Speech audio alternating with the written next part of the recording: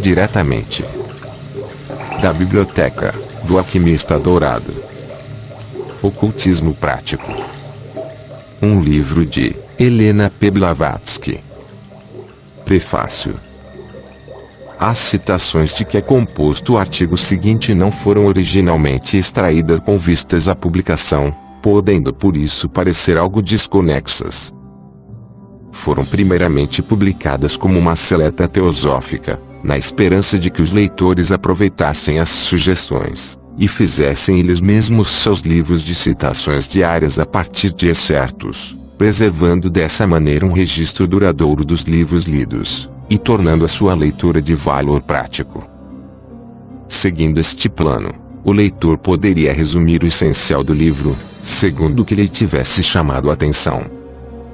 O método de ler uma série de citações a cada manhã, tentando viver durante o dia segundo as citações lidas, e meditando sobre as mesmas nos momentos livres, também se sugere como proveitoso para o estudante sério. Algumas sugestões práticas para a vida diária. 1.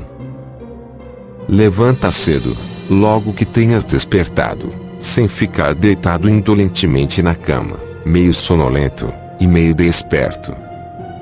Então reza com fervor pedindo para que toda a humanidade possa ser regenerada espiritualmente, que aqueles que estão lutando no caminho da verdade possam ser encorajados por tuas preces, que trabalhem com mais ardor, e que obtenham sucesso, e que tu possas ser fortalecido, e não ceder às seduções dos sentidos. Imagina mentalmente a figura de teu mestre em estado de samadhi. Fixa essa imagem diante de ti, preenche-a com todos os detalhes, pensa nele com reverência, e reza para que todos os erros de omissão e comissão possam ser perdoados. Isto facilitará grandemente a concentração, purificará o teu coração, e muito mais.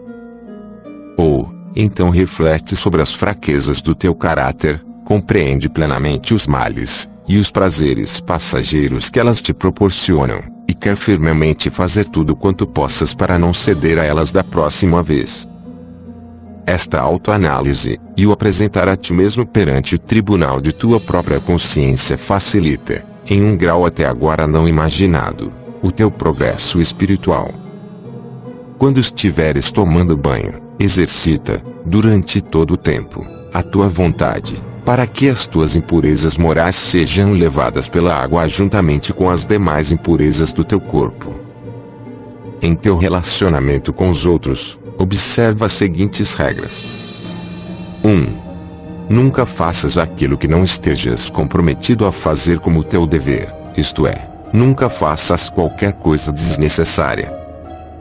Antes de fazer algo, pensa se é teu dever fazê-lo. 2. Nunca digas uma palavra desnecessária. Pensa nos efeitos que tuas palavras podem produzir antes de pronunciá-las. Nunca te permitas violar teus princípios por força de tuas companhias. 3. Nunca permitas que qualquer pensamento desnecessário ou vão ocupe a tua mente. Isso é mais fácil de dizer do que fazer. Não podes esvaziar tua mente de uma só vez. Por isso, no início, tenta evitar pensamentos maus, ou ociosos, antes ocupando a tua mente com a análise de tuas próprias faltas, ou com a contemplação daqueles que são perfeitos. 4. Durante as refeições exercita a tua vontade, de modo a que o teu alimento seja apropriadamente digerido a fim de formar para ti um corpo em harmonia com tuas aspirações espirituais, que não gere paixões maléficas e maus pensamentos. Come apenas quando tiveres fome, e bebe apenas quando tiveres sede, nunca de outro modo. Se um prato especial atrai o teu paladar, não te permitas ser seduzido a comê-lo para satisfazer aquele desejo ardente. Lembra-te de que o prazer não existia alguns segundos antes, e que cessará de existir alguns segundos depois, de que é um prazer transitório, e que aquilo que agora é um prazer irá tornar-se dor se tu ingerires em demasia, de que dá prazer apenas à língua.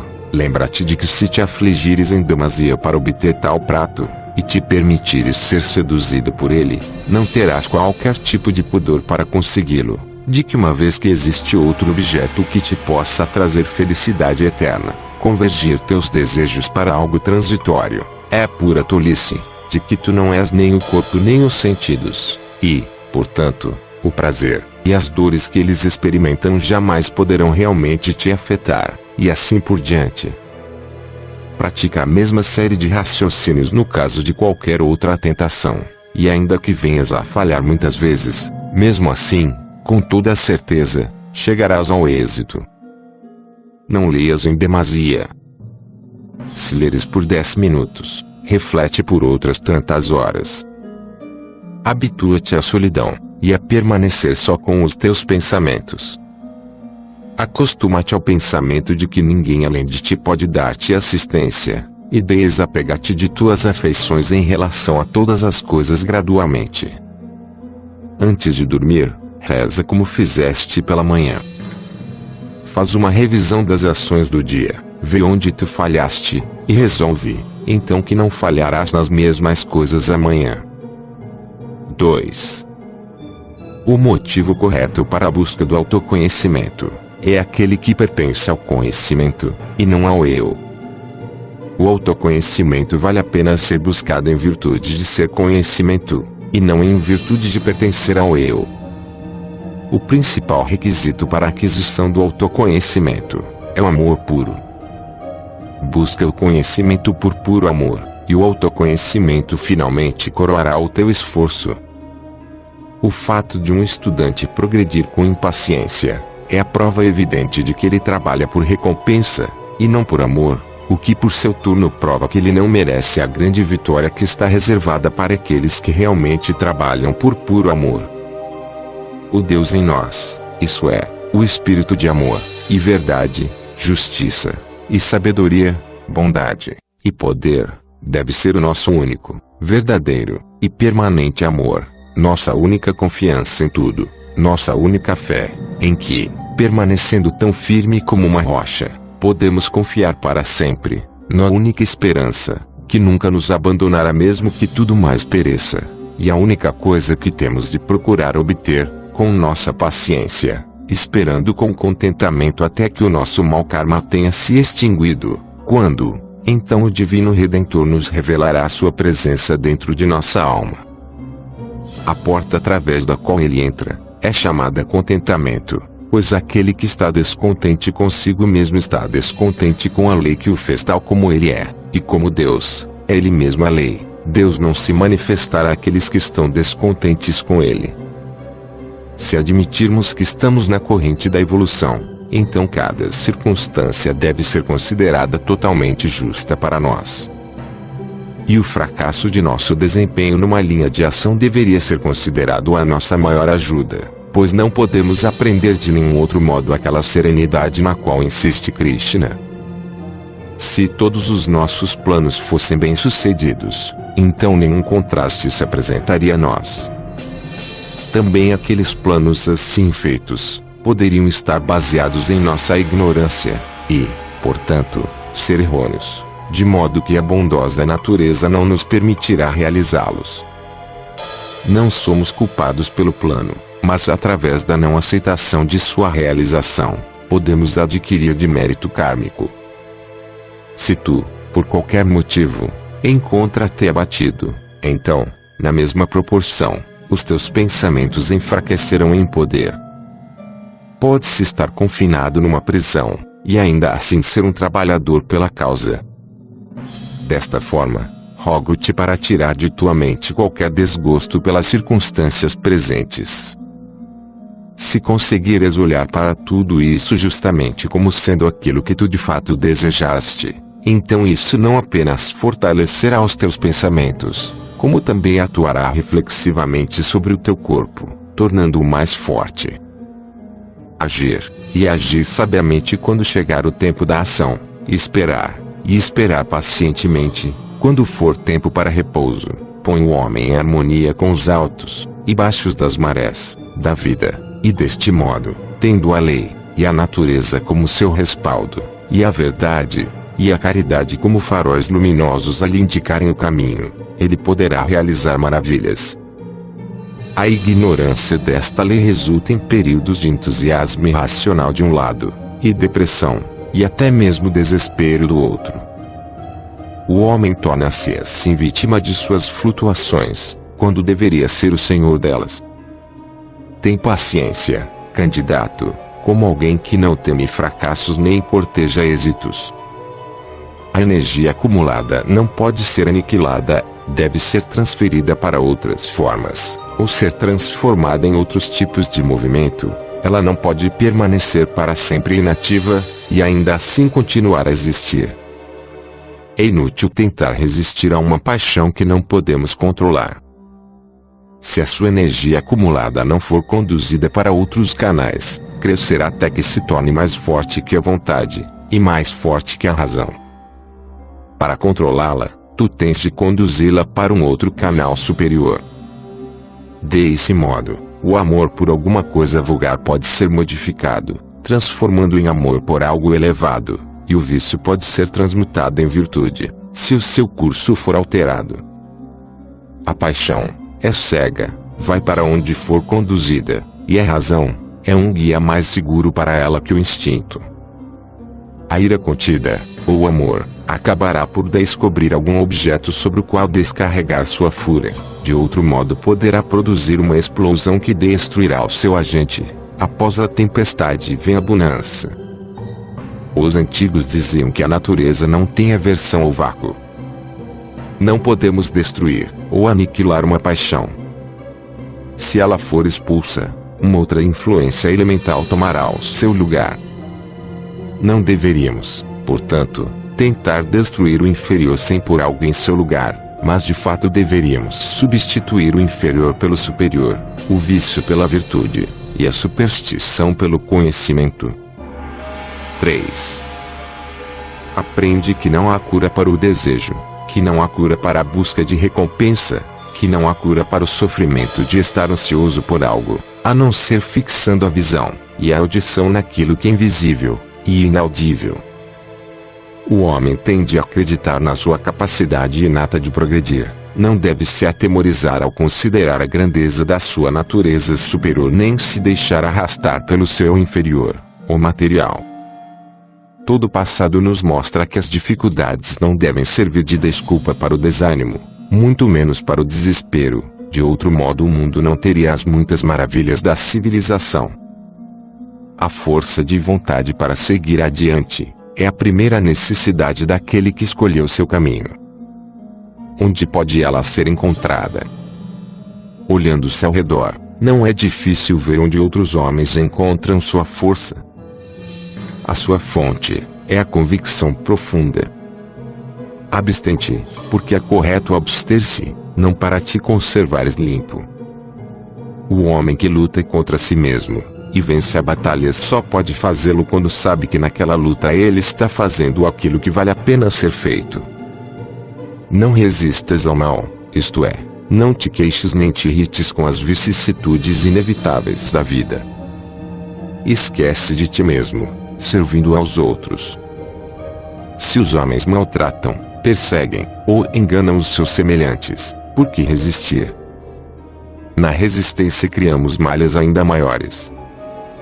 O trabalho imediato, qualquer que seja, tem implícito o clamor do dever, e a sua relativa importância, ou não importância não deve ser, em absoluto, considerada. O melhor remédio para o mal, não é a repressão, mas a eliminação do desejo, e isso pode ser melhor alcançado mantendo-se a mente constantemente fixa em coisas divinas. O conhecimento do eu superior é solapado quando se deixa a mente comprazer-se com os objetos dos sentidos desgovernados. Nossa própria natureza é tão vil, orgulhosa, ambiciosa, e tão cheia de seus próprios apetites, julgamentos e opiniões, que se as tentações não a dominassem, ela se deterioraria irremediavelmente. Portanto, somos tentados até o fim para que possamos conhecer a nós mesmos e ser humildes. Sabe que a maior das tentações, e a de não ter tentação alguma, por esse motivo alegra-te quando elas te assaltarem, e com resignação, paz e constância, resiste a elas. Sente que tu não tens que fazer nada para ti mesmo, mas que certas tarefas são designadas para ti pela divindade, as quais tu tens de cumprir. Deseja a Deus, e não algo que Ele possa proporcionar-te. Tudo que deva ser feito, tem de ser feito, mas não com o propósito de satisfazer-se com o fruto da ação. Se todas as ações de uma pessoa forem executadas com a plena convicção de que não têm qualquer valor para o agente, mas que devem ser efetuadas simplesmente, porque têm de ser feitas, em outras palavras, porque está em nossa natureza agir, então a personalidade egoísta em nós se enfraquecerá cada vez mais, até que chegue a apaziguar-se, permitindo ao conhecimento revelar o eu verdadeiro a brilhar em todo o seu esplendor. Não se deve permitir que a alegria, ou a dor afaste a pessoa de seu firme propósito. Até que o Mestre te escolha para vir a Ele, esteja com a humanidade, trabalhando de modo altruísta pelo seu progresso e evolução. Somente isto pode trazer verdadeira satisfação. O conhecimento aumenta na proporção de seu uso, isto é, quanto mais ensinamos, mais aprendemos. Portanto, buscador da verdade, com a fé de uma criancinha, e a vontade de um iniciado, compartilha daquilo que tens com aquele que nada possui para confortá-lo em sua jornada. Um discípulo tem de reconhecer de maneira inequívoca que a própria ideia de direitos individuais nada mais é que a manifestação da natureza venenosa da serpente do eu. Ele jamais deverá considerar outro homem como alguém passível de ser criticado, ou condenado, nem tampouco poderá o discípulo elevar sua voz em autodefesa, ou desculpa. Nenhum homem é teu inimigo, nenhum homem é teu amigo. Todos são igualmente teus instrutores. Não mais se deve trabalhar para ganhar qualquer benefício, temporal ou espiritual, mas tão somente para cumprir a lei da existência que é justa à vontade de Deus. 4. Não vivas nem no presente nem no futuro, mas sim no eterno. A gigantesca erva daninha, do mal, lá não pode florescer.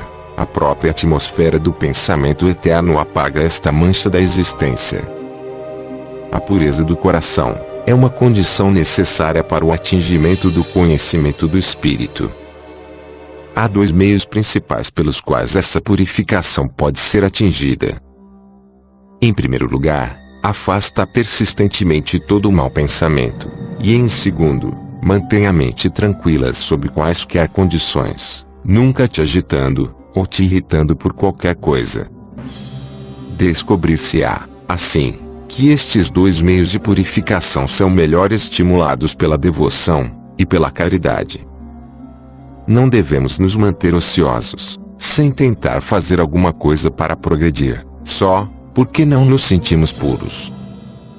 Que todos tenham aspirações, e que trabalhem com o devido empenho, no entanto, devem trabalhar no reto caminho, cujo primeiro passo é purificar o coração. A mente precisa de purificação sempre que sentir ira, ou que uma mentira seja contada, ou as faltas de terceiros sejam desnecessariamente reveladas, sempre que algo seja dito, ou feito com o propósito de bajulação, ou que alguém seja enganado pela insinceridade de uma palavra, ou ação. Aqueles que aspiram pela salvação devem evitar a luxúria, a ira e a cobiça, e devem cultivar uma corajosa obediência às Escrituras, estudar filosofia espiritual, e cultivar a perseverança na sua realização prática.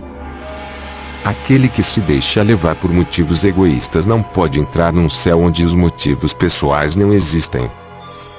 Aquele que não se preocupa com o céu, mas que se sente contente onde se encontra, já está no céu, enquanto que o descontente irá clamar pelo céu em vão. Não ter desejos pessoais é estar livre e feliz, e a palavra céu não pode significar outra coisa a não ser um estado no qual a liberdade e a felicidade existam.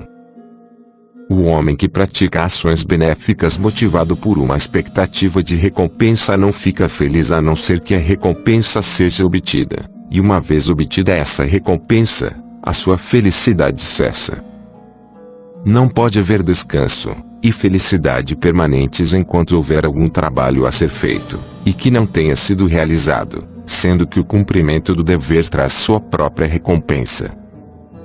Aquele que se considere mais santo que os outros, aquele que tenha qualquer orgulho por estar isento de vícios, ou insensatez, aquele que se crê sábio, ou de qualquer maneira superior ao seu próximo, está incapacitado para o discipulado. Um homem tem que se tornar como que uma criancinha antes de poder entrar no reino dos céus.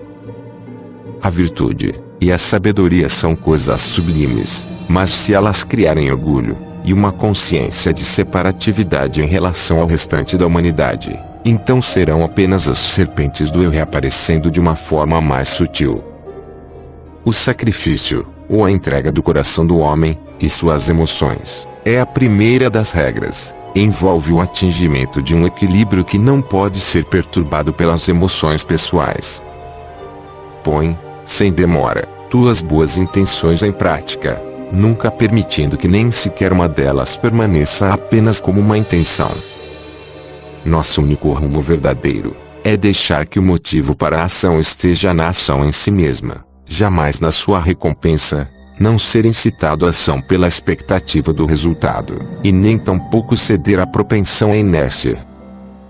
Através da fé, o coração é purificado das paixões e da insensatez, daí surge o domínio do corpo, e, por último, a subjugação dos sentidos.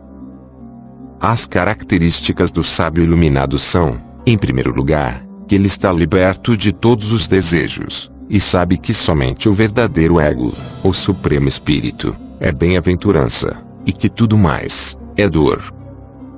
Em segundo, que ele está livre de apego, ou repulsão com relação a qualquer coisa que lhe aconteça, e que age sem intenção. Finalmente, vem a subjugação dos sentidos, que é inútil, e frequentemente prejudicial, dando origem à hipocrisia, e ao orgulho espiritual, quando destituída do segundo, e que por sua vez não tem muita utilidade quando destituída do primeiro.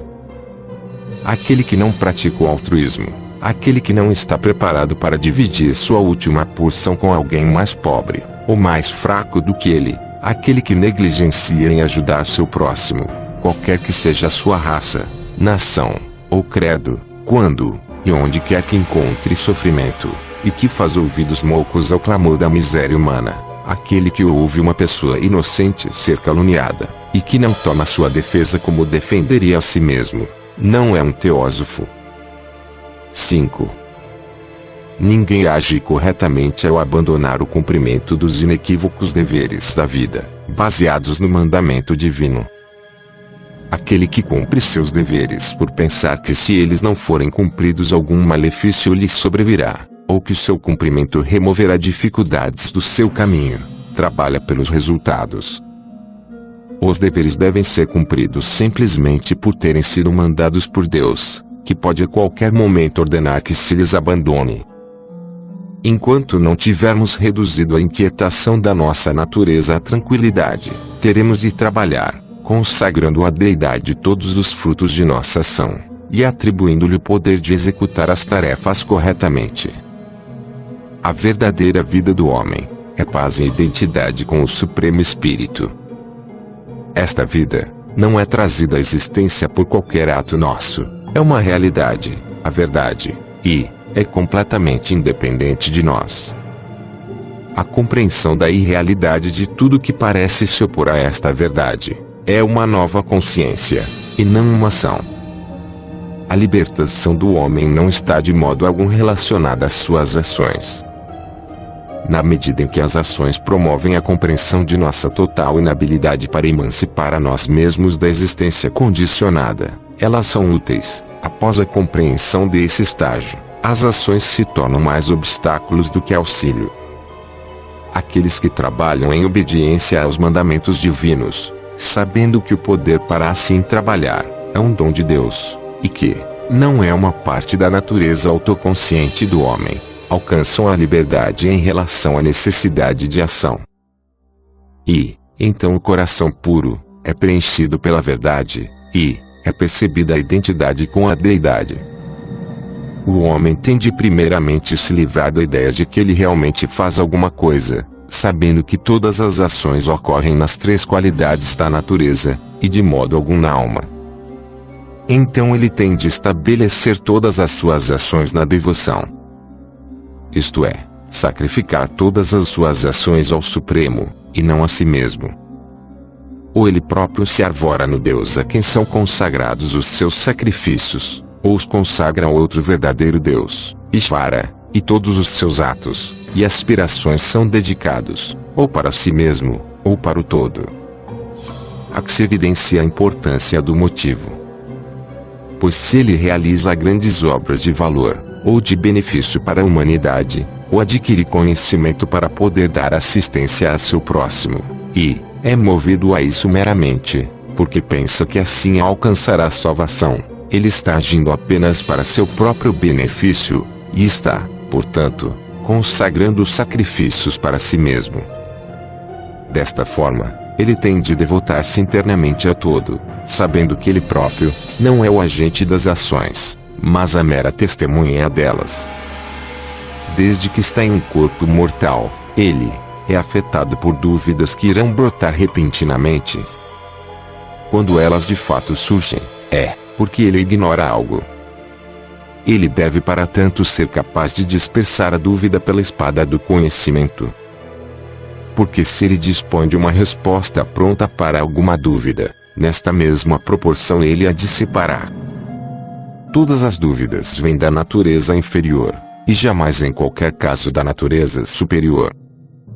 Por isso, à medida que ele cresce em devoção, é capaz de perceber cada vez mais claramente o conhecimento que reside em sua natureza sáttvica, bondade. Pois está dito, um homem que seja perfeito em devoção, ou que persiste em seu cultivo, espontaneamente descobre o conhecimento espiritual em si mesmo com o passar do tempo. E também, um homem com a mente cheia de dúvidas não desfruta nem deste mundo nem do outro, o mundo dos devas, nem da beatitude final. A última frase é para destruir a ideia de que se há em nós esse eu superior, ele irá, mesmo se formos indolentes e cheios de dúvidas, triunfar sobre a necessidade de conhecimento, conduzindo-nos à beatitude final junto com o fluxo evolutivo de toda a humanidade. A verdadeira oração é a contemplação de todas as coisas sagradas, em sua aplicação a nós mesmos, às nossas vidas e ações diárias, acompanhada do mais pujante e intenso desejo de tornar sua influência mais forte, e as nossas vidas melhores e mais nobres, de modo que algum conhecimento delas nos possa ser concedido. Todos esses pensamentos têm de estar intimamente ligados à consciência da essência suprema e divina da qual todas as coisas se originaram. A cultura espiritual é alcançada através da concentração, e esta tem que ser continuada diariamente e exercitada a cada momento. A meditação já foi definida como a cessação do pensamento ativo externo. A concentração é a orientação de toda a vida para um determinado fim. Por exemplo, uma mãe devotada é aquela que considera antes, e, sobretudo, os interesses dos seus filhos em todos os seus aspectos, e não aquela que se senta para pensar fixamente todo dia apenas em um desses aspectos. O pensamento tem o poder de se autorreproduzir, e quando a mente é mantida firmemente em uma ideia, ela se torna colorida por essa ideia, e, como pode-se dizer, todos os correlatos daquele pensamento surgem dentro da mente. É a partir daí que o místico obtém conhecimento acerca de qualquer objeto no qual ele pense constantemente em fixa contemplação. Eis a razão das palavras de Krishna: pensa constantemente em mim, depende somente de mim, e tu certamente virás a mim. A vida é o grande instrutor, é a grande manifestação da alma, e a alma manifesta ao Supremo. Daí todos os métodos serem bons, e serem todos apenas partes do grande objetivo, que é a devoção. A devoção é o êxito na ação, diz o Bhagavad Gita. Os poderes psíquicos, à medida que surgem, devem também ser usados, pois eles nos revelam leis. mas o valor desses poderes não deve ser exagerado, nem os seus gritos ignorados. Aquele que se fia neles é como um homem que dá passagem ao orgulho e ao triunfo, porque atingiu o primeiro patamar dos píncaros que ele se propôs escalar. 6. É uma lei eterna que o homem não pode ser redimido por um poder exterior a si mesmo. Se isso tivesse sido possível, um anjo poderia há muito ter visitado a terra, proferido verdades celestiais, e, pela manifestação de faculdades de uma natureza espiritual, provado uma centena de fatos à consciência do homem os quais ele ignora. O crime é cometido pelo espírito tão verdadeiramente quanto pelos atos do corpo. Aquele que por qualquer motivo odeia outras pessoas, que ama a vingança, que não perdoa uma injúria, está cheio do espírito de homicídio, mesmo que ninguém mais o saiba. Aquele que se curva diante de falsos credos, e submete sua consciência às imposições de qualquer instituição, blasfema sua própria alma divina, e, portanto, toma o nome de Deus em vão, ainda que nunca preste um juramento. Aquele que deseja meramente os prazeres dos sentidos, e está focado neles, dentro ou fora das relações conjugais, é o verdadeiro adúltero. Aquele que priva quaisquer de seus companheiros da luz, do bem, da ajuda, da assistência que ele possa sabiamente lhes oferecer, e que vive para o acúmulo de coisas materiais, para sua própria gratificação pessoal, é o verdadeiro ladrão, e aquele que rouba de seus companheiros a preciosa posse do caráter pela difamação, ou por qualquer tipo de falsidade, não passa de um ladrão, e da pior espécie. Se apenas os homens fossem honestos consigo mesmos, e tivessem uma disposição amável com relação aos outros, ocorreria uma enorme mudança em seu julgamento quanto ao valor da vida, e das coisas desta vida. Desenvolve o pensamento. Esforça-te, concentrando toda a força de tua alma para fechar a porta de tua mente a todos os pensamentos errantes, permitindo somente a entrada daqueles presumidamente capazes de revelar-te a irrealidade da vida dos sentidos, e a paz do mundo interno.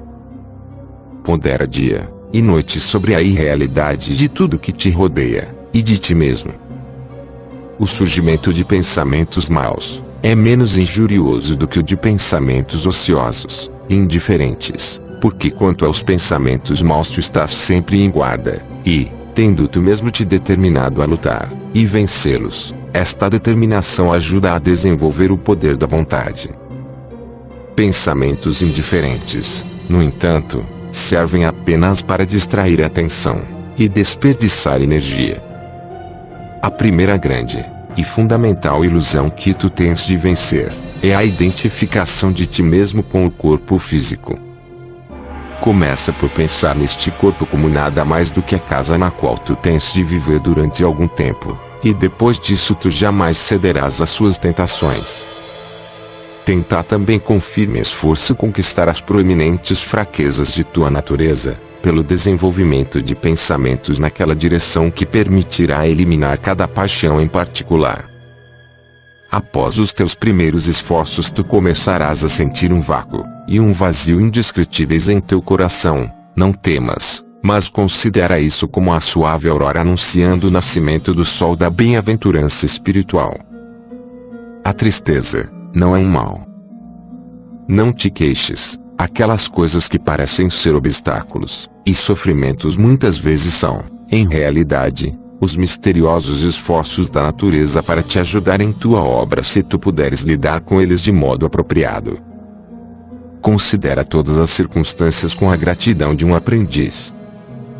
Toda queixa é uma rebelião contra a lei de progresso.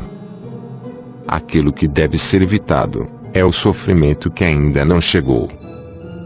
O passado não pode ser modificado ou corrigido. Aquilo que pertence às experiências do presente não pode, e não deve ser afastado, mas o que deve ser evitado são as preocupações antecipadas, ou temores pelo futuro, e cada ato, ou impulso que possa causar sofrimento presente, ou futuro a nós mesmos, ou aos outros. 7. Não há nada mais valioso para um indivíduo do que possuir um ideal elevado ao qual ele aspire continuamente, modelando por ele seus pensamentos e sentimentos, e construindo, assim, da melhor forma que possa, a sua vida. Desta forma, se ele esforça-se por tornar-se ao invés de apenas parecer, não cessará de aproximar-se continuamente, e cada vez mais de seu objetivo. Ele, porém, não alcançará este ponto sem uma batalha, nem deverá o verdadeiro progresso do qual é consciente, enchê-lo de presunção e farisaísmo, pois se elevado for o seu ideal, e o seu progresso em sua direção for real, ele preferirá mais ser humilhado a ensoberbecer-se. As possibilidades de posterior progresso, e a concepção de planos ainda mais elevados de existência que se abrem ante ele, não refrearão o seu ardor, embora certamente eliminarão a sua presunção. É precisamente esta concepção das vastas possibilidades da vida humana que é necessária para aniquilar l'ennui, e para transformar a apatia em alegria de viver. Assim, vale a pena viver-se a vida pelo que ela é quando sua missão torna-se clara, e suas esplêndidas oportunidades são uma vez apreciadas. O modo mais direto e certo de alcançar este plano mais elevado é o cultivo do princípio do altruísmo, tanto em pensamento quanto na vida. Verdadeiramente estreita é a abrangência da visão que é limitada ao eu, e que mede todas as coisas pelo princípio do interesse próprio, pois enquanto a alma estiver assim autolimitada, lhe é impossível conceber qualquer ideal elevado, ou aproximar-se de qualquer plano mais elevado da vida. As condições para tal elevação encontram-se mais no interior do que no exterior, e felizmente são independentes das circunstâncias e condições da vida. A oportunidade, assim, é oferecida a todos para avançarem em direção a planos cada vez mais elevados de existência, desse modo trabalhando com a natureza na realização do evidente propósito da vida. Se acreditamos que o objetivo da vida é meramente satisfazer nosso eu material, e mantê-lo em conforto, e que o conforto material confere o mais elevado estado de felicidade possível, nós tomamos erroneamente o inferior pelo superior, e uma ilusão pela verdade. O nosso modo de vida material é uma consequência da constituição material de nossos corpos. Nós somos vermes da terra, porque nos apegamos a ela com todas as nossas aspirações.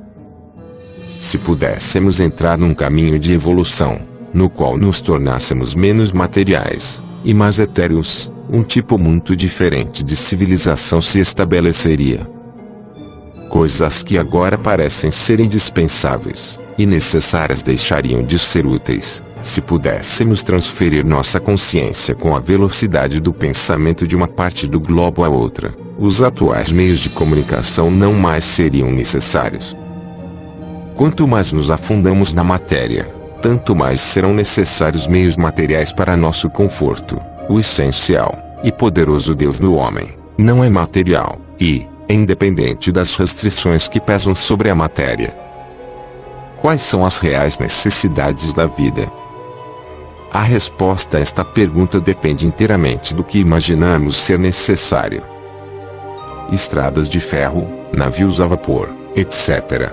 são agora uma necessidade para nós, e ainda assim, em outras épocas, milhões de pessoas viveram felizes e longamente, nada sabendo a respeito destas coisas. Para um certo homem uma dúzia de castelos pode parecer uma necessidade indispensável, para outro um carro, para outro ainda um cachimbo, etc. Mas todas essas necessidades são somente consideradas como tais na medida em que o próprio homem as criou. Elas tornam o estado no qual o homem agora se encontra agradável para ele, e o tentam a permanecer naquele estado, e não desejar nada mais elevado. Elas podem até mesmo obstruir o seu desenvolvimento em vez de o fazer avançar. Todas as coisas materiais têm de cessar de tornar-se uma necessidade se nós verdadeiramente quisermos avançar espiritualmente. É o ardente desejo e o desperdício de pensamento visando o aumento dos prazeres da vida inferior que impedem o homem de entrar na vida superior. Nota introdutória. Helena P. Blavatsky, 1831-1891, precursora do ocultismo moderno, e uma das fundadoras da Sociedade Teosófica, ST, foi também considerada a fundadora da nova era. Publicou o artigo Ocultismo Prático, que ali ela define como ciência oculta, na revista Lucifer, literalmente, o portador da luz, de abril de 1888, cuja repercussão foi tal que necessitou de outro artigo, Ocultismo versus Artes Ocultas, publicado no mês seguinte, na citada revista, para oferecer maiores explanações sobre o tema. Compreendendo que, na época, ainda não havia uma nomenclatura precisa, e para evitar confusões nesta edição, preferimos preservar a definição do primeiro artigo de ocultismo como ciência oculta, no singular, e, por antítese, traduzir as diversas ciências ocultas, no plural, como artes ocultas, como a própria autora parece ter preferido no segundo artigo, porém sempre referindo neste caso o original nas notas de rodapé. Na sequência dos fatos, a autora publica em outubro de 1888, também na mesma revista, uma nota oficial referindo-se à necessidade de formação de um corpo de estudantes esotéricos, para ser organizado segundo as linhas originais delineadas pelos reais fundadores da ST, fundando assim a seção esotérica da ST no mesmo mês em que publicou a Doutrina Secreta, sua obra magna. No memorando preliminar da citada seção ela afirma que seu propósito geral é preparar e adequar o estudante para o estudo do ocultismo prático, ou Raja Yoga. Todavia, as regras desta seção esotérica são meramente preparatórias, e muitíssimo mais suaves que as deste livro de ocultismo prático porque, como a própria autora compara, o ocultismo prático é um estudo demasiado sério e perigoso para ser realizado sem a mais extrema dedicação, e sem que se esteja pronto a sacrificar tudo, e a si mesmo em primeiro lugar, para atingir seu objetivo. Mas isto não se aplica aos membros de nossa seção interna. Refiro-me apenas àqueles que estão determinados a trilhar aquela senda de discipulado que leva à meta mais elevada. A maioria, se não todos, dos que entram para a nossa seção interna são apenas principiantes, preparando-se, nesta vida, para entrar naquela senda, realmente, em vidas futuras. O Sr. C.W. Leadbeater, treinado também pela autora, define o ocultismo como sendo o estudo do lado oculto da natureza, ou melhor, o estudo da natureza em sua totalidade, e não apenas daquela parte mínima que é objeto de investigação da ciência moderna. Sobre os conhecimentos que devem permanecer ocultos, ou esotéricos, particularmente os que são perigosos, C.W. Leadbeater comenta: uma grande quantidade de conhecimento enquadra-se nesta categoria, pois existem forças na natureza que só podem ser manejadas com segurança por homens que passaram por um longo curso de cuidadoso preparo. Ninguém largaria dinamite nas mãos de uma criança, contudo, isso seria um assunto trivial comparado à responsabilidade de colocar o conhecimento das grandes forças ocultas em mãos destreinadas, ou indignas. Exemplos deste perigo não faltam, embora felizmente sejam superficiais e insignificantes. As pessoas que aprenderam um pequeno fragmento de conhecimento interno com relação ao fogo serpentino, chamado de Kundalini pelos yogis hindus, ou mesmo alguns exercícios respiratórios elementares, frequentemente conseguem arruinar sua saúde, ou sanidade mental. E as que foram infelizes o suficiente ao entrarem em contato com o mundo abaixo do plano físico, raramente viveram o bastante para lamentar a indiscrição que os conduziu aos domínios onde o homem não deve ingressar. E indubitavelmente, para a maioria da humanidade, este é um dos casos em que a ignorância é felicidade, pois o homem que se mantiver fora disso está razoavelmente protegido de seus perigos. Em Aos Pés do Mestre, um livro de bolso que recomendamos, encontra-se também: não desejes os poderes psíquicos, eles virão quando o mestre entender ser melhor para te possuí-los. Forçá-los muito cedo traz em seu treinamento, frequentemente, muitas perturbações, e seu possuidor muitas vezes, é desorientado por enganosos espíritos da natureza, ou torna-se vaidoso, e julga-se isento de cometer erros. Em qualquer caso, o tempo e a energia despendidos em adquiri-los poderiam ser utilizados em trabalho para os outros. Eles virão no decurso do teu desenvolvimento. Eles têm de vir, e se o mestre entender que seria útil para ti possuí-los mais cedo, ele te ensinará como desenvolvê-los com segurança. Até então, estarás melhor sem eles.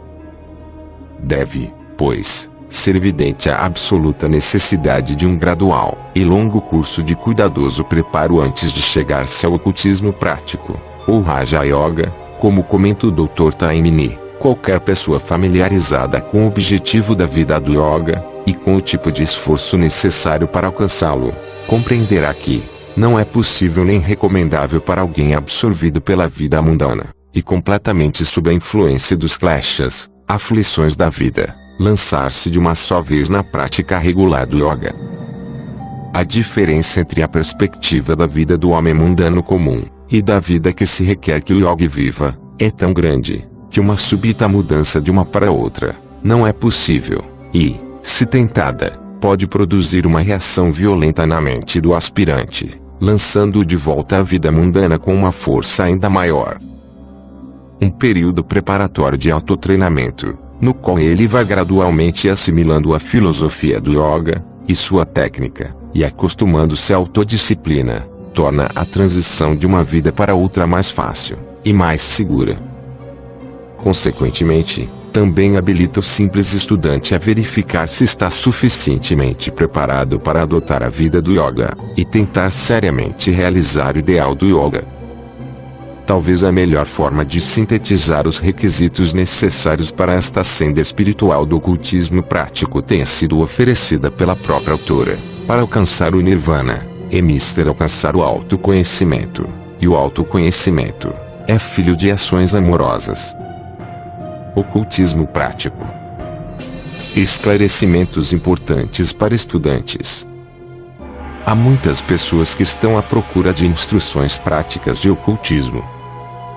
Faz-se necessário, portanto, esclarecer de uma vez por todas a diferença essencial entre ocultismo teórico e prático, ou o que é geralmente conhecido como teosofia de um lado, e ciência oculta, do outro, e b. A natureza das dificuldades envolvidas no estudo desta última. É fácil tornar-se um teósofo.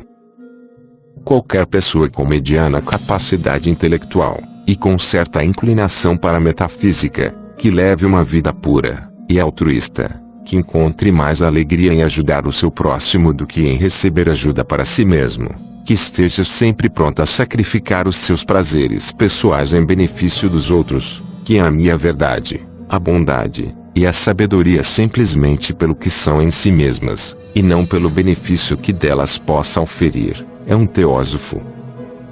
Algo completamente diferente, porém, é trilhar o caminho que conduz ao conhecimento do que é bom fazer, assim como o reto discernimento entre o bem e o mal, um caminho que também conduz um homem até aquele poder através do qual ele pode fazer o bem que deseja, muitas vezes sem precisar, aparentemente, levantar um dedo sequer.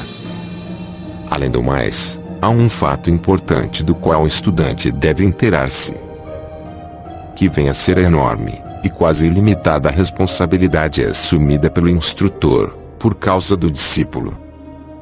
Dos gurus do Oriente que ensinam aberta, ou secretamente, até os poucos cabalistas nas terras do Ocidente, que arcam com a responsabilidade de ensinar os rudimentos da ciência sagrada aos seus discípulos, esses hierofantes ocidentais, geralmente eles mesmos ignorantes do perigo em que incorrem, cada um, e todos aqueles instrutores estão sujeitos à mesma, inviolável lei. Do momento em que começam a realmente ensinar, a partir do momento que conferem qualquer poder, seja psíquico, mental, ou físico, aos seus discípulos, assumem para si próprios todos os pecados daquele discípulo, de acordo com as ciências ocultas, sejam de omissão, ou comissão, até o momento em que a iniciação torne o discípulo um mestre, e por sua vez responsável por si.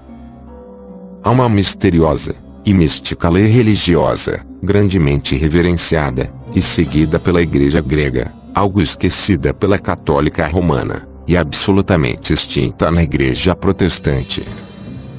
Essa lei data dos primórdios do cristianismo, e tem sua base naquela lei, oculta, inviolável, mencionada anteriormente, da qual era um símbolo, e uma expressão. É o dogma da absoluta sacralidade da relação entre os padrinhos que tomam para si a responsabilidade sobre uma criança. Estes assumem tacitamente para si todos os pecados da criança recém-batizada, um verdadeiro mistério. Ela é ungida da mesma forma que na iniciação, até o dia em que a criança torna-se responsável por si mesma, conhecendo o bem e o mal. Desse modo fica claro porque os instrutores são tão reticentes, e porque se requer dos chelas servir durante um período probatório de 7 anos de modo a provarem sua aptidão, e desenvolverem as qualidades necessárias para a segurança tanto do mestre quanto do discípulo. Ocultismo não é magia. É comparativamente fácil aprender os truques de encantamento e os métodos de uso das forças mais sutis, mas ainda assim materiais, de natureza física. Os poderes da alma animal no homem são logo despertados. As forças que o seu amor, seu ódio e sua paixão podem pôr em ação são prontamente desenvolvidas. Mas isto, em magia negra, feitiçaria. Pois é a intenção, somente a intenção, que faz com que qualquer exercício de poder torne-se magia negra, e maligna, ou branca, e benéfica. É impossível empregar forças espirituais se houver o mais leve traço de egoísmo presente no operador. Pois, a não ser que a intenção seja totalmente pura, a vontade espiritual converter-se-á em psíquica, agindo sobre o plano astral, e podendo produzir resultados terríveis. Os poderes e as forças de origem animal podem igualmente ser usados tanto pelo egoísta e vingativo quanto pelo altruísta, e todo compassivo. Os poderes e as forças espirituais são concedidos somente àqueles que são perfeitamente puros de coração, e isto é magia divina. Quais são, então, as condições requeridas para tornar-se um estudante da divina sapientia? Pois que fique claro que tal instrução não pode quiçá ser ministrada a não ser que estas condições sejam preenchidas, e rigorosamente levadas a cabo durante os anos de estudo. Esta é uma condição sine qua non. Ninguém pode nadar a não ser que entre em água profunda. Nenhum pássaro pode voar a não ser que suas asas se tenham desenvolvido, e que tenha espaço à sua frente bem como coragem para lançar-se no ar. Um homem que queira manejar uma espada de duplo corte, deve ser um mestre completo no manejo da espada sem corte, para que não venha a ferir a si mesmo ou, o que é pior, ferir outros, na primeira tentativa. Para dar uma ideia aproximada das condições indispensáveis sob as quais o estudo da sabedoria divina possa prosseguir com segurança, isto é, sem perigo de que a magia divina possa dar lugar à magia negra, apresentaremos uma síntese das regras reservadas, com as quais todo instrutor no Oriente está familiarizado. As poucas passagens que se seguem foram selecionadas dentre inúmeras outras, e explicadas na sequência. 1. O lugar escolhido para receber instrução deve ser um local planejado para não distrair a mente, contendo objetos magnéticos, com influências enlevadoras. As 5 cores sagradas, entre outras coisas, devem estar presentes, reunidas num círculo. O local deve estar livre de quaisquer influências malignas pairando no ar. O local deve ser reservado, e não deve ser usado para qualquer outro propósito. As 5 cores sagradas são as matizes prismáticas dispostas em uma certa ordem, uma vez que estas cores são muito magnéticas. Por influências malignas se quer dizer quaisquer distúrbios causados por malquerenças, discussões, maus sentimentos, etc. Já que se diz que estas coisas se imprimem imediatamente na luz astral, na atmosfera do lugar, e que ficam pairando no ar. Esta primeira condição parece ser facilmente preenchida, Ainda assim, numa consideração posterior, é uma das mais difíceis de se conseguir. 2. Antes que seja permitido ao discípulo o estudo face a face, ele tem de adquirir noções preliminares na seleta companhia de outros lupas sacs, discípulos, laicos, cujo número deve ser ímpar. Face a face significa neste exemplo um estudo independente, ou separado dos demais, quando o discípulo tem sua instrução face a face, ou consigo mesmo, o seu superior, divino, ou com o seu guru. Somente então, é que cada um recebe aquilo que lhe é devido de informação, de acordo com o uso que tenha feito de seu conhecimento. Isto pode acontecer somente ao se aproximar o final do ciclo de instruções. 3. Antes que tu, instrutor, transmitas ao teu lanu, discípulo, as boas, sagradas, palavras do Larim, ou permitas que ele se apronte para Dubjed, deverás cuidar para que a mente do lanu esteja totalmente purificada, em paz com todos, especialmente com os seus outros eus. De outro modo, as palavras de sabedoria, e da boa lei dispersar-se-ão, e serão levadas pelo vento. Larim é uma obra de instruções práticas, escrita por Tsongkhapa, em duas partes, uma para propósitos eclesiásticos e esotéricos, e outra para uso esotérico. Aprontar-se para Dubjed é preparar os objetos para a vidência, tais como espelhos e cristais. A expressão outros eus refere-se aos demais companheiros de estudo. A não ser que reine a maior harmonia entre os aprendizes, nenhum sucesso é possível. É o instrutor quem faz a seleção segundo as naturezas magnéticas e elétricas dos estudantes, juntando e ajustando do modo mais cuidadoso possível os elementos positivos e negativos. 4. Durante o estudo, os upasakas devem se manter unidos como os dedos de uma mão. Tu imprimirás em suas mentes que tudo quanto possa ferir um, deverá ferir os outros, e se o regozijo de um não encontrar eco nos corações dos demais, então as condições exigidas estão ausentes, e é inútil prosseguir. Isto dificilmente poderá acontecer se a escolha preliminar foi feita de acordo com as condições magnéticas exigidas.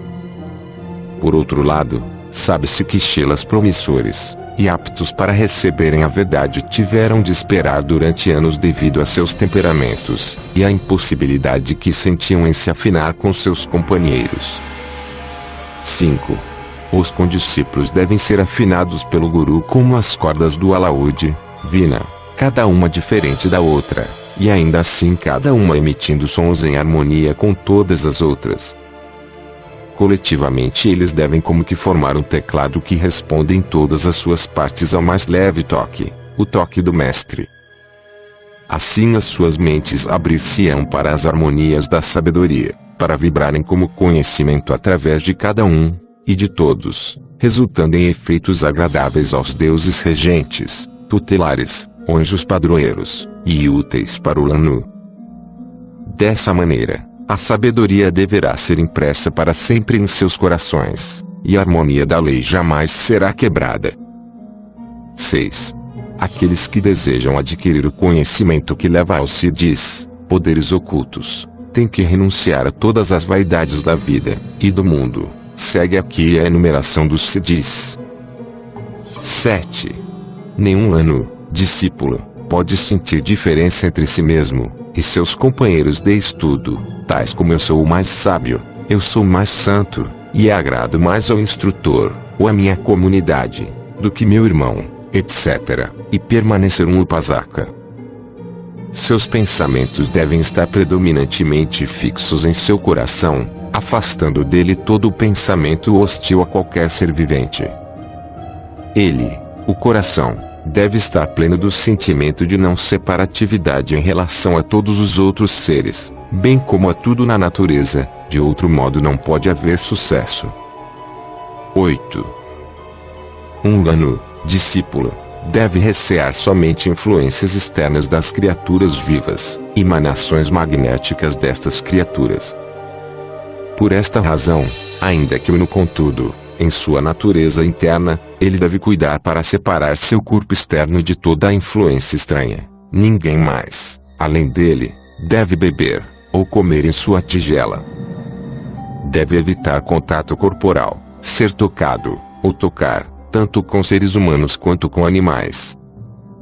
Não são permitidos animais de estimação, e é proibido inclusive tocar certas árvores e plantas.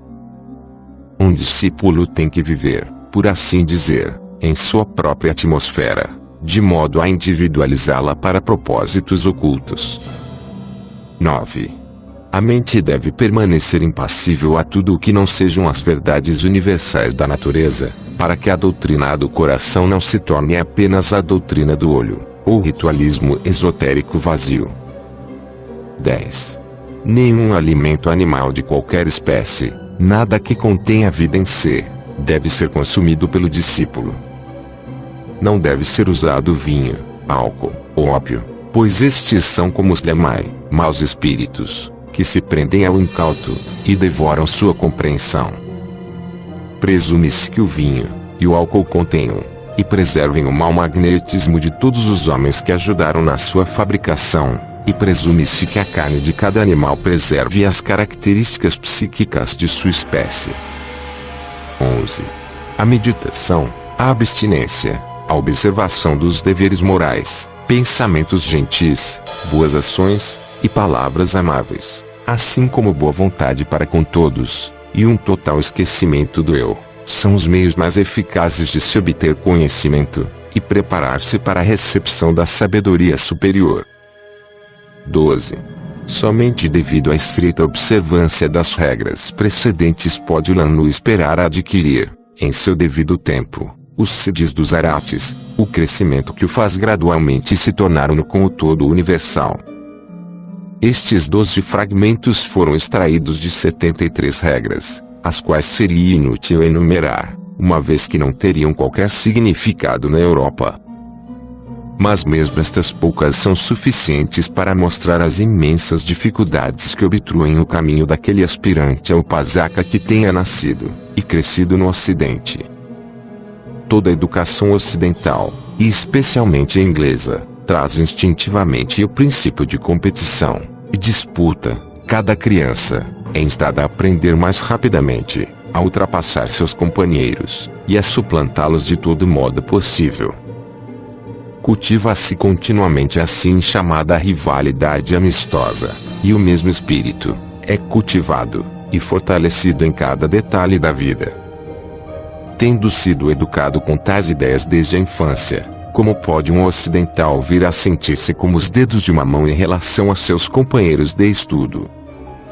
Estes companheiros também não são de sua própria escolha, nem ele os elege por simpatia e preferência pessoais. Eles são escolhidos por seu instrutor por motivos muito distintos, e aquele que deseja se tornar um aprendiz deve primeiramente ser forte o bastante para matar em seu coração todos os sentimentos de aversão e antipatia para com os outros. Quantos ocidentais estão prontos pelo menos para tentar? Acrescente-se ainda os detalhes da vida diária, o preceito de não tocar nem mesmo a mão daqueles que nos são mais próximos e queridos. Como tudo isso é contrário à noção ocidental de afeição e bons sentimentos. Como parece frio e difícil. Egoístico também, as pessoas diriam, abster-se de proporcionar prazer aos outros em função de seu próprio desenvolvimento.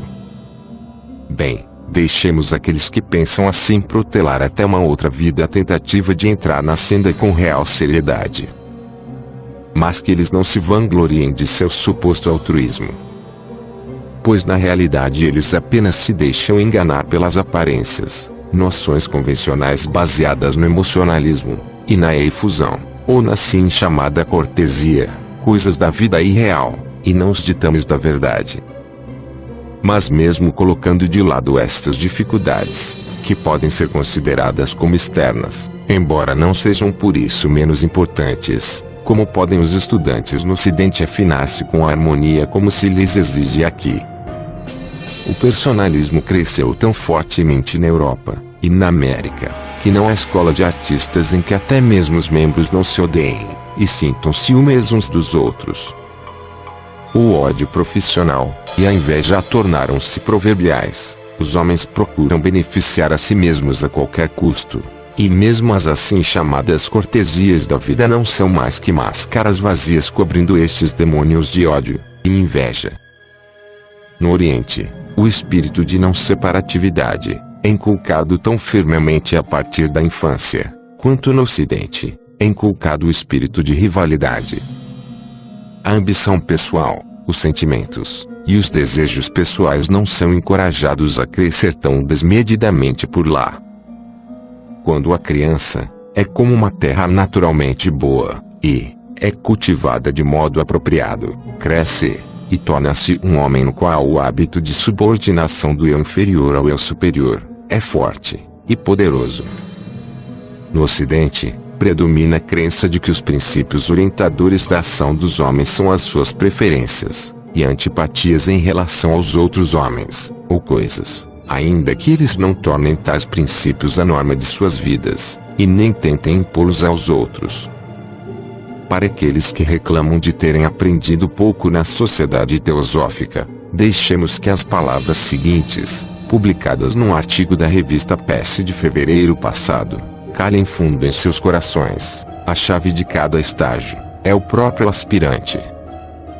Não é o temor a Deus que é o começo da sabedoria, mas sim o conhecimento do eu, que é a sabedoria em si mesma. Quão magnífica e verdadeira se apresenta, assim, para um estudante de ocultismo que começou a compreender algumas das verdades precedentes, a resposta dada pelo oráculo de Delfos a todos os que vinham em busca da sabedoria oculta. Palavras repetidas e enfatizadas tantas vezes pelo sábio Sócrates: homem, conhece-te a ti mesmo. Ocultismo versus artes ocultas. Tantas vezes ouvi dizer, mas jamais até então acreditara, que houvesse pessoas que, por meio de poderosos encantamentos mágicos, dobrassem aos seus vis propósitos as leis da natureza. Milton. Na seção Correspondência deste mês, várias cartas dão testemunho da forte impressão causada em algumas mentes pelo nosso artigo do mês passado, Ocultismo Prático. Tais cartas servem para provar e reforçar duas conclusões lógicas. Há mais pessoas bem educadas e de bom entendimento que acreditam na existência do ocultismo e da magia, os dois diferindo enormemente do que supõe o materialista moderno, e b. A maioria dos que acreditam, incluindo-se muitos teósofos, não tem ideia definida da natureza do ocultismo, e o confunde com as artes ocultas em geral, até mesmo com a magia negra. Suas concepções dos poderes que o ocultismo confere ao homem, e dos meios necessários para consegui-los, são tão variados quanto fantasiosos. Alguns imaginam que tudo o que necessitam para tornar-se um Zanoni é um mestre na arte para indicar o caminho. Outros creem que se tem apenas de atravessar o canal de Suez e ir até a Índia para transformar-se num Roger Bacon, ou mesmo num Conde St. Germain. Muitos adotam Margrave como seu ideal, com sua juventude sempre a se renovar, e poucos se importam com a alma como o preço a ser pago por isso. Muitos confundem feitiçaria pura e simples com ocultismo, através do sumidouro da terra, a partir das trevas do rio Estige, subir, fantasmas descarnados, para regiões de luz, e desejam, com a força deste feito, ser tratados como adeptos de plena grandeza. A magia cerimonial, de acordo com as regras irreverentemente apresentadas por Eliphas Levi, constitui um outro alter ego imaginário da filosofia dos antigos Arates. Em suma, os prismas através dos quais o ocultismo aparece, para aqueles inocentes da filosofia, são tão multicoloridos e variados como lhes pode tornar a fantasia humana. Será que esses candidatos à sabedoria e ao poder sentir-se-ia muito indignados se lhes fosse contada a verdade pura e simples? Não é apenas útil, mas agora se tornou necessário desiludir a maioria deles, e antes que seja tarde demais. Esta verdade pode ser dita em poucas palavras. Não há, no Ocidente, entre as centenas de pessoas fervorosas que se dizem ocultistas, nem mesmo meia dúzia que tenham sequer uma ideia aproximadamente correta da natureza da ciência que eles procuram dominar. Com umas poucas exceções, estão todos no caminho que leva à feitiçaria. Que eles restabeleçam um pouco de ordem no caos que reina em suas mentes antes de protestarem contra esta afirmativa. Deixemos que primeiro aprendam a verdadeira relação entre artes ocultas e ocultismo, e a diferença entre ambos, e, então se enfureçam se ainda se acharem com razão. Enquanto isso, deixemos que aprendam que o ocultismo difere da magia, e das outras artes secretas como o glorioso sol difere de uma luz fugidia, assim como o imutável e imortal espírito do homem, o reflexo do todo absoluto, sem causa e incognoscível, difere do barro perecível, o corpo humano.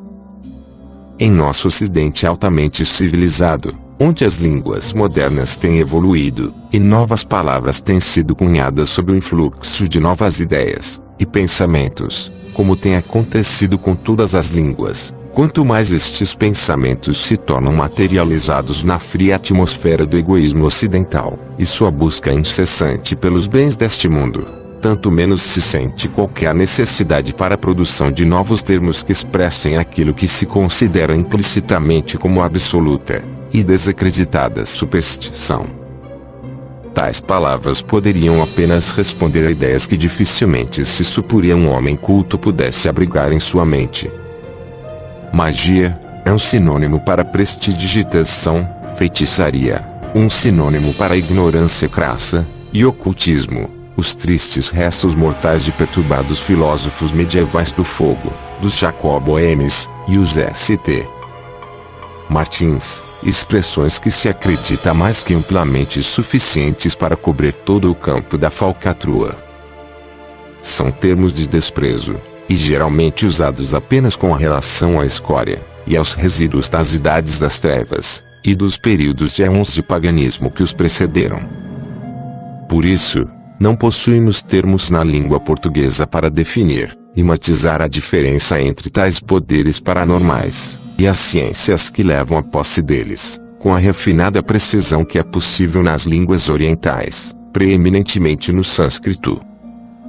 O que palavras como milagre e encantamento, palavras afinal idênticas em significado, já que ambas expressam a ideia de produzir coisas maravilhosas transgredindo as leis da natureza, como é explicado pelas autoridades reconhecidas, significam aqueles que as ouvem ou as pronunciam.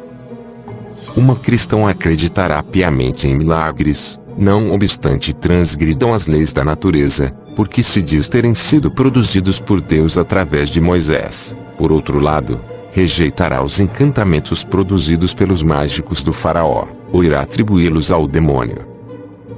É este último que nossos pios inimigos associam ao ocultismo, enquanto seus ímpios desafetos, os infiéis, riem-se de Moisés, dos mágicos e dos ocultistas, e enrubesceriam se tivessem que dedicar um pensamento sério a tais superstições. Isto, porque não existe qualquer termo para mostrar a diferença, não há palavras para expressar as luzes e sombras, e desenhar a linha demarcatória entre o sublime e verdadeiro, em relação ao absurdo e ridículo.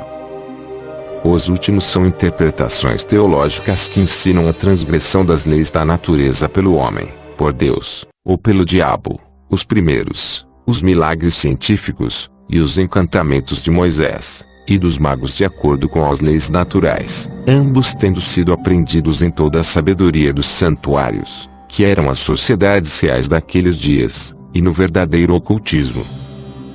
Esta última palavra certamente se presta a equívocos, traduzida como foi da palavra composta Gupta Vidi, conhecimento secreto. Mas conhecimento de quê? Alguns dos termos sânscritos nos podem ajudar. Há 4 nomes, dentre muitos outros, para designar os vários tipos de conhecimento, ou ciência esotéricos, mesmo nos Puranas esotéricos. A. 1. Yajna Vidya, conhecimento dos poderes ocultos despertados na natureza pela realização de certas cerimônias e ritos religiosos.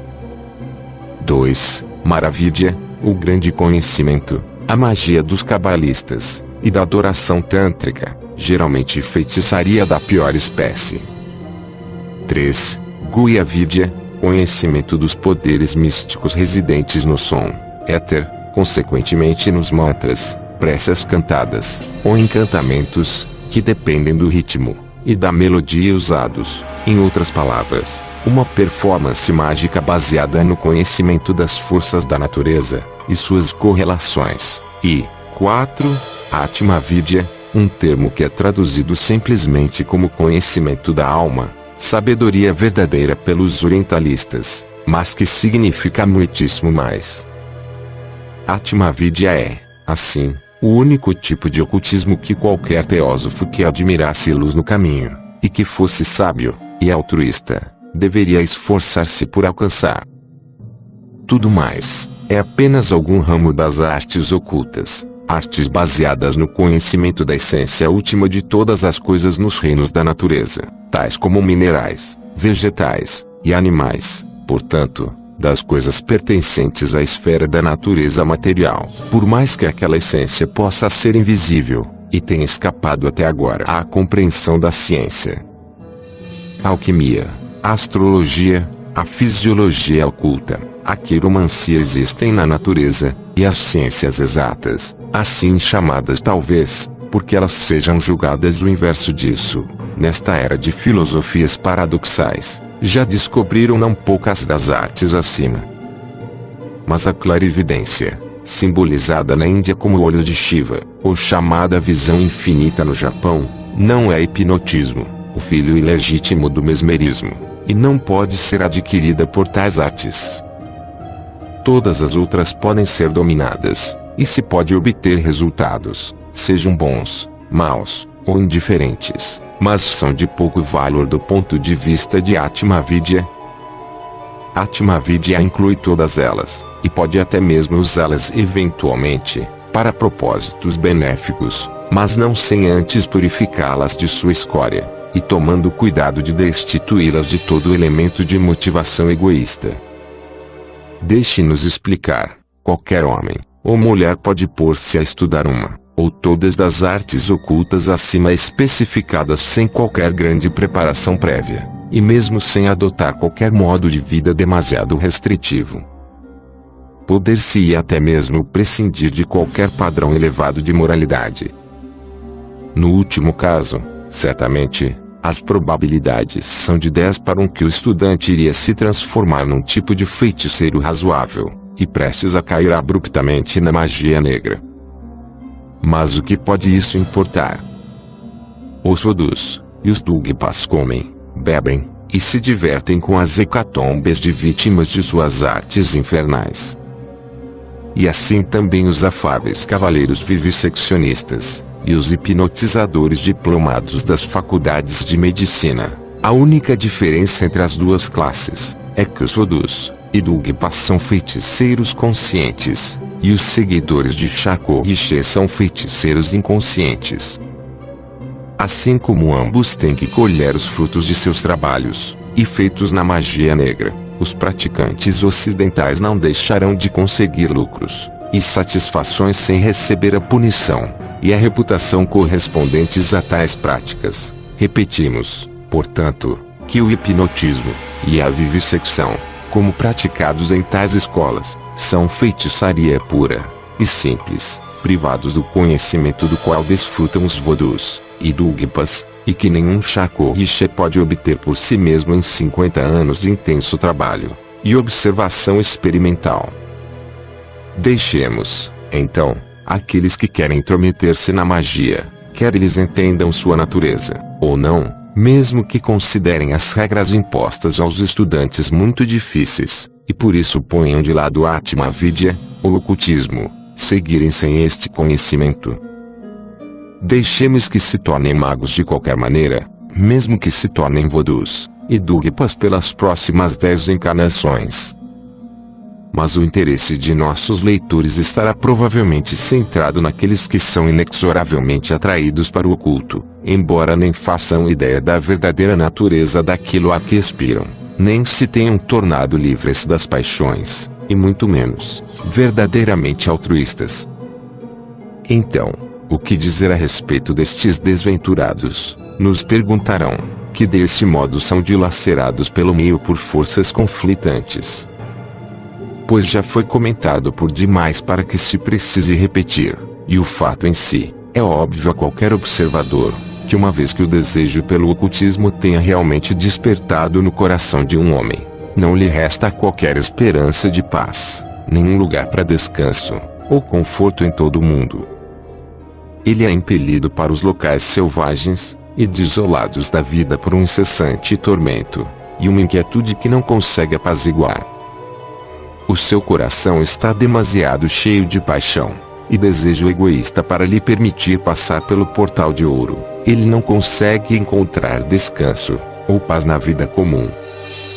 Terá ele, então, de cair inevitavelmente na feitiçaria e na magia negra, e através de muitas encarnações acumular para si um karma terrível. Não há outro caminho para ele. Certamente que há, respondemos.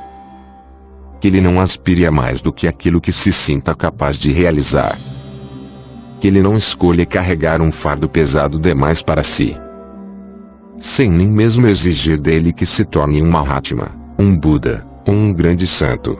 Deixe-se que estude a filosofia e a ciência da alma, e ele poderá tornar-se um dos modestos benfeitores da humanidade, sem qualquer dos poderes super-humanos.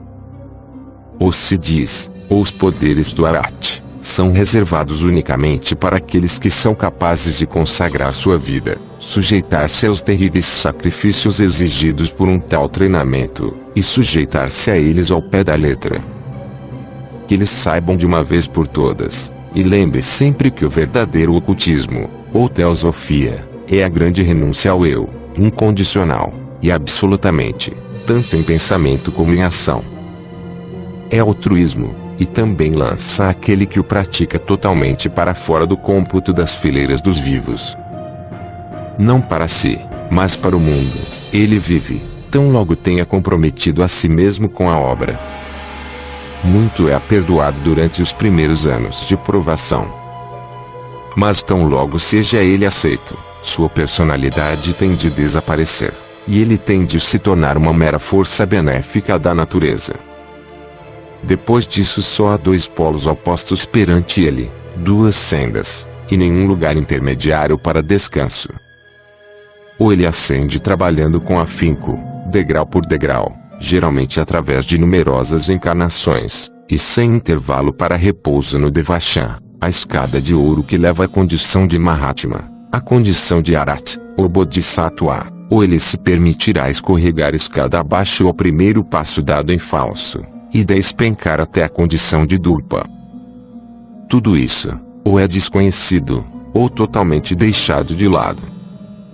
Na realidade, aquele que é capaz de seguir a evolução silenciosa das aspirações preliminares dos candidatos, com frequência descobre estranhas ideias que vão mansamente tomando posse de suas mentes. Há aqueles cujas faculdades de raciocínio foram tão distorcidas por influências estranhas, que imaginam que as paixões animais podem ser de tal modo sublimadas e elevadas que sua fúria, força e fogo podem, por assim dizer, ser dirigidas para dentro, que elas podem ser armazenadas e reprimidas em seu peito, até que sua energia seja, não expandida, mas direcionada para propósitos mais elevados e mais sagrados, isto é, até que sua força coletiva, e não expandida, permita ao seu possuidor entrar no verdadeiro santuário da alma, e lá permanecer na presença do Mestre, o Eu Superior. Em nome deste propósito, eles não lutarão com suas paixões nem as matarão. Eles simplesmente, por um forte esforço de vontade, acalmarão as violentas chamas, e as manterão encerradas dentro de suas próprias naturezas, permitindo ao fogo arder sobre uma fina camada de cinzas. Eles se submetem jovialmente à tortura do menino espartano que preferiu permitir a raposa devorar suas entranhas a desfazer-se dela. Oh, pobres visionários cegos! Seria o mesmo que esperar que um bando de limpadores de chaminés bêbados, exaltados e sujos por causa de seu trabalho, pudessem ser encerrados num santuário coberto com o linho mais puro e branco, e que, em vez de com sua presença sujar e transformar o lugar num monte de retalhos imundos, eles se tornassem mestres do recinto sagrado, e que finalmente de lá saíssem tão imaculados quanto o próprio recinto. Por que não imaginar que uma dúzia de cangombás aprisionados na atmosfera pura de um digompa, mosteiro, possam sair dali impregnados com todos os perfumes e incensos lá usados? Estranha aberração da mente humana. Poderia isto ser possível? Investiguemos.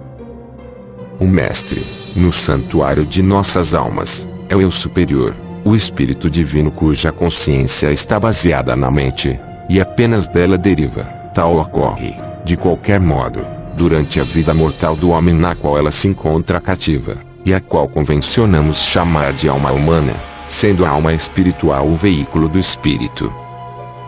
Por sua vez, aquela, a alma pessoal, ou humana, é, na sua forma mais elevada, uma composto de aspirações espirituais, volições e amor divino, e em seu aspecto inferior, de desejos animais e de paixões terrestres que lhes são transmitidas por sua associação com o seu veículo, a sede de tudo isso.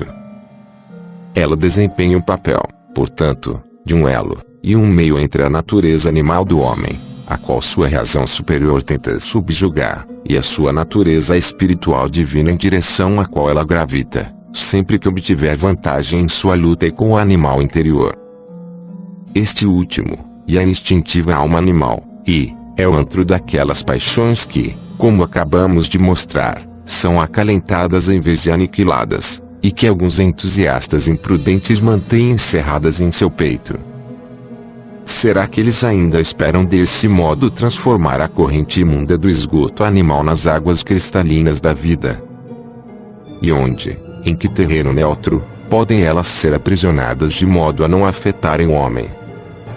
As violentas paixões do amor e da luxúria ainda estão vivas, e ainda se lhes permite permanecer no lugar de seu nascimento, aquela mesma alma animal, pois tanto as porções superior e inferior da alma humana, mente rejeitam semelhantes companhias, ainda que não possam evitar ser maculadas por tais vizinhos. O Eu Superior, ou Espírito, é tão incapaz de assimilar tais sentimentos como a água de se misturar com o óleo, ou impurezas líquidas gordurosas. Assim, é apenas a mente, o único vínculo e meio entre o homem da terra e o Eu Superior, que é a única sofredora, e que está em constante perigo de ser tragada por aquelas paixões, que podem ser reavivadas a qualquer momento, e perecer no abismo da matéria. E como pode ela alguma vez se afinar com a divina harmonia do princípio superior, quando aquela harmonia é destruída pela mera presença de tais paixões animais, dentro do santuário em preparação? Como pode a harmonia prevalecer e vencer quando a alma está maculada e distraída pelo turbilhão das paixões, e pelos desejos terrenos dos sentidos do corpo, ou mesmo pelo homem astral? Pois este astral, o duplo sombrio, tanto no animal como no homem, não é o companheiro do ego divino, mas do corpo terrestre. É o vínculo entre o eu pessoal, a consciência inferior de Manas, e o corpo, e é o veículo da vida transitória, não da vida imortal. Tal qual a sombra projetada pelo homem, ele segue seus movimentos, impulsos servil, e mecanicamente, apoiando-se assim na matéria sem jamais ascender ao espírito.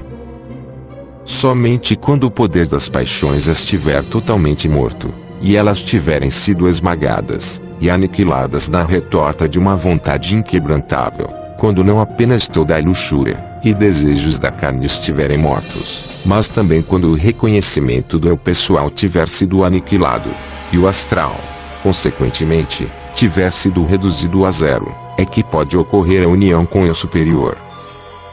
Assim, quando o astral refletir apenas o homem conquistado, o que ainda vive, mas que não mais deseja, a personalidade egoísta, então o brilhante ego-eides, o eu divino, pode vibrar em harmonia consciente com ambos os polos da entidade humana, o homem de matéria purificada, e a sempre pura alma espiritual, e erguer-se na presença do eu superior, o Cristo dos gnósticos místicos, congraçado, imerso, unido com ele para sempre. Como, então, poderia ser possível conceber que um homem entrasse pela porta estreita do ocultismo quando seus pensamentos, a cada dia, e hora, estão presos a coisas mundanas, desejos de posse, e poder, à luxúria, à ambição, e aos deveres que, embora honrosos, são ainda da terra, terrenais. Mesmo o amor pela esposa, e a família, a mais pura, e mais altruísta das afeições humanas, é uma barreira ao verdadeiro ocultismo. Pois se tomarmos como exemplo sagrado o amor de uma mãe por seu filho, ou de um marido por sua esposa, mesmo nestes sentimentos, quando analisados em profundidade, e examinados criteriosamente, ainda há egoísmo no primeiro, e um egoísmo a Deus no segundo exemplo. Que mãe não sacrificaria, sem hesitar sequer um instante, centenas e milhares de vidas pela vida do seu filho do coração? E que amante, ou marido digno deste nome não destruiria a felicidade de qualquer outro homem, ou mulher ao seu redor para satisfazer o desejo daquela a quem ele ama? Mas isso é natural, dirão. Certamente, do ponto de vista das afeições humanas, mas não à luz do princípio daquele amor divino universal. Pois, enquanto o coração estiver cheio de pensamentos voltados para um pequeno grupo de eus, que nos são próximos e caros, que valor terá o resto da humanidade em nossas almas? Que percentagem de amor e cuidado permanecerá para dispensar a grande órfã? E como ainda pequenina voz far-se-á ouvida numa alma totalmente ocupada por seus próprios inquilinos privilegiados? Que espaço resta ali onde possam as necessidades da humanidade imprimir-se em bloco, ou mesmo receber uma rápida resposta? E ainda assim, aquele que poderia lucrar com a sabedoria da mente universal tem que alcançá-la através do todo da humanidade sem distinção de raça, cor, religião ou posição social. É o altruísmo, e não o egoísmo, mesmo em sua concepção mais nobre e legal, que pode levar o indivíduo a fundir o seu pequeno eu no universal. É para estas necessidades, e para esta obra que o verdadeiro discípulo do verdadeiro ocultismo tem de se devotar se quiser alcançar a teosofia, a sabedoria e o conhecimento divinos. O aspirante tem de escolher absolutamente entre a vida do mundo e a vida do ocultismo.